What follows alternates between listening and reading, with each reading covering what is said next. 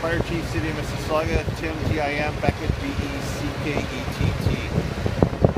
So we're the morning after the fire here on Tannery in Mississauga.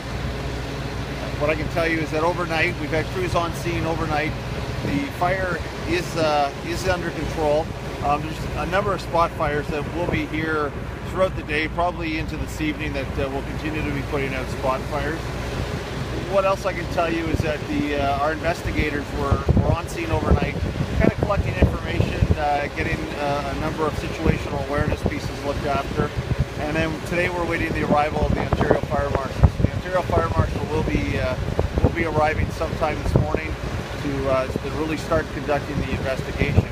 As you can see, we got a lot of rubble that has occurred there. It's going to be a painstaking investigation to find the cause of this, but I have confidence in the fire marshal and my team that they'll do the best they can to determine how this happened. Working with Electra, they're on scene right now, working to restore the electricity to the area. Last night we did have to cut the power to a large portion of the Streetsville area, mostly due to our aerial operations, and B, we had a number of concerns as it related to collapse and the damage that it might cause to the wires, if they're live wires with our crews working in the area. So it was really about safety for our crew.